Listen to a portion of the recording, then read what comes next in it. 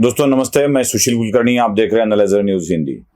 मैं आज चंद्रशेखर रावण के उस बयान पर बात करने जा रहा हूं। हालांकि चंद्रशेखर रावण जैसे व्यक्ति पर इतने समय बर्बाद करना भी मेरे लिए आपका भी समय बर्बाद करना होगा और मेरा भी समय बर्बाद करना होगा, लेकिन फिर भी यह बात करनी पड़ेगी क्योंकि चंद्रशेखर रावण उन लोगों का प्रतिनिधित्व कर कुछ आवाज उठाने की कोशिश कर रहे हैं जिन्हें हिंदू धर्म के लिए आस्था नहीं नफरत है। जो कुछ हिंदू धर्म में होता है वो गलत ही होता है और उस गलत को ये लोग बार बार सामने लाने की कोशिश करते हैं, ऐसा दिखाया जाता है। रावण या रावण जैसे कुछ लोगों में अगर हिम्मत है तो इन्हीं बातों के बारे में मैं जो कुछ बता रहा हूं, इन बातों के बारे में उन्हें भी बात करनी चाहिए। प्रयागराज में जो हादसा हुआ वो भयंकर ही था। वह त्रासदी भी भयंकर थी, आपदा भी भयंकर थी, विपदा भी भयंकर थी और करोड़ों करोड़ों लोगों में भगदड़ होने के कारण लोग मर भी गए।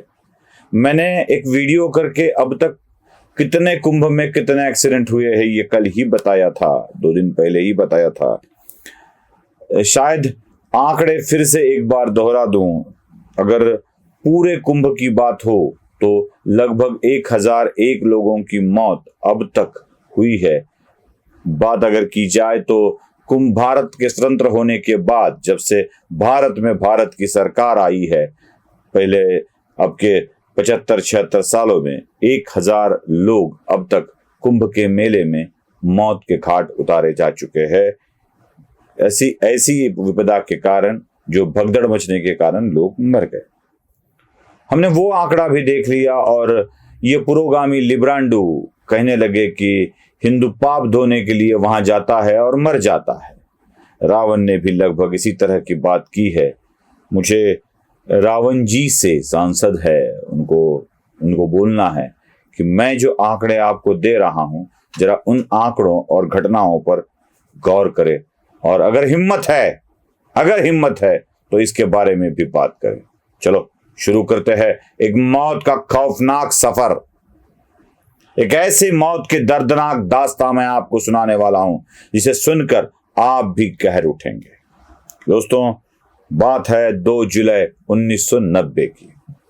तारीख भी दिखा रहा हूं। मक्का मदीना में लोग जमा हुए थे 2 जुलाई 1990 तारीख, और अचानक शैतान को पत्थर मारते मारते भगदड़ मच गई और मौत का आंकड़ा देखिए, 1426 लोगों की मौत हो चुकी थी। यह बात मैं 1990 की कर रहा हूं। 90 से लेके 25 तक, मतलब अब तक साल गुजरे हैं 35, और लोगों की मौतें कब कब हुई है यह भी मैं आपको दिखा रहा हूं। 90 के बाद तुरंत दूसरा हादसा हुआ मक्का मदीना में 23 मई 1994 में 230 लोग ऐसे ही भगदड़ में मर गए। मतलब पहले 1426 जो बहुत ही बड़ी संख्या थी किसी मौत की, और 23 मई 1994 में मक्का मदीना में ही 230 लोगों ने भगदड़ में दम घुटने के कारण अपनी जान छोड़ दी थी, गंवा दी थी। फिर 9 अप्रैल 1998 की बात आती है। 9 अप्रैल 1998 में 180 लोग मर गए थे। ऐसी ही भगदड़ मची थी और 180 लोगों की मौत मक्का मदीना में हो चुकी थी। 8 मार्च 2001 की बात बताता हूं। 8 मार्च 2001 में 35 लोग मर गए थे। 35 लोग ऐसी ही भगदड़ में, शैतान को पत्थर मारने के लिए जाने वाले और आने वालों में बहुत बड़ी भगदड़ मची और उसमें लोग मर गए। 5वीं घटना है 1 फरवरी 2004 की।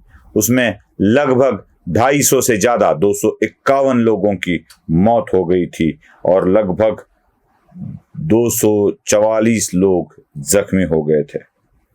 फिर इतने में ये काम नहीं बनता दोस्तों। 12 जनवरी 2006 340 लोगों की मृत्यु हो जाती है और लगभग 290 लोग जख्मी हो जाते हैं। यह भी हादसा मक्का मदीना में ही होता है। 24 सितंबर 2015 शैतान को पत्थर मारने के लिए लोग जा रहे हैं और भगदड़ मच जाती है। 100 लोगों की जान चली जाती है और 400 लोग जख्मी हो जाते हैं। अगर जख्मियों का ही आंकड़ा निकाला जाए तो लगभग इन सारी घटनाओं में 5000 के करीब लोग जख्मी हो जाते हैं और इन्हीं घटनाओं में 2568 लोग अपनी जान गंवा देते हैं। ये सारी खबरें अलग अलग अखबारों में आई है, अलग अलग जगह दिखाई गई है। 2568 लोग 35 साल में मक्का मदीना में मर जाते हैं। तब क्या रावण जैसे लोग मक्का मदीना के प्रशासन को गाली देते हैं? तब क्या वहां की व्यवस्था बहुत ही खराब थी ऐसा बोलते हैं? क्या इतनी मौतें हुई और इतने घायल हुए तो लोगों ने जाना छोड़ दिया है? क्या उस धर्म के ऊपर कोई शंका उठाई जाती है? नहीं ना, क्योंकि हिम्मत नहीं होती। कलेजा लगता है, ऐसा शेर का कलेजा लगता है इस विषय को दुनिया के सामने लाने के लिए। लेकिन कुंभ के बारे में जरूर बोलेंगे, क्योंकि हिंदू सहिष्णु है, हिंदू ये सब सुन लेता है। लेकिन याद रखो, अब तक के कुंभ के मेलों में, हजारों हजारों वर्ष के मेलों में, अब के पहले 75 साल की बात की जाए तो लगभग 1000 लोग मर चुके हैं हादसों में।